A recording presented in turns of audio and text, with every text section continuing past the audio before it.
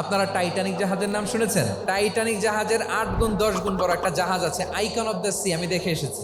Royal Caribbean দেখে এসেছি। সাগরের সামনে জেটিতে যখন দাঁড়ালাম, জাহাজটা যখন যায়, আমার মনে হচ্ছে একটা শহর, পুরো একটা শহর মনে হয় পানির উপর দিয়ে ভেসে যাচ্ছে। পড়েন সুবহানাল্লাহ। এই যে আইকন অফ দ্য সি, এই জাহাজটা, এটার ভেতরে স্টেডিয়াম আছে, সুইমিং পুল আছে, রেস্টুরেন্ট আছে, 3000 4000 রুম বিশিষ্ট, কক্ষ বিশিষ্ট হোটেল আছে।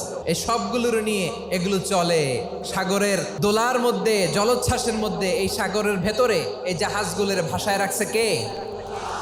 এই যে বাংলাদেশে যে গাড়িগুলো চালান, বেশিরভাগ গাড়ি আসে কিন্তু জাপান থেকে। হাজার হাজার গাড়ি একটা জাহাজ বহন করতে পারে। সূরাত বনী ইসরাঈলের এই চমৎকার আয়াতের ভেতরে আল্লাহ তাআলা বেসিক্যালি মানব জাতির প্রতি তার 4টি স্পেশাল অনুগ্রহের কথা বলেছেন। 2 নম্বর অংশে আল্লাহ তাআলা বললেন, ওয়া হামালনাহুম ফিল বাররি ওয়াল বাহর, স্থলে এবং সমুদ্রে আমি তাদের জন্য চলাচলের বাহন দিয়েছি। সুবহানাল্লাহ।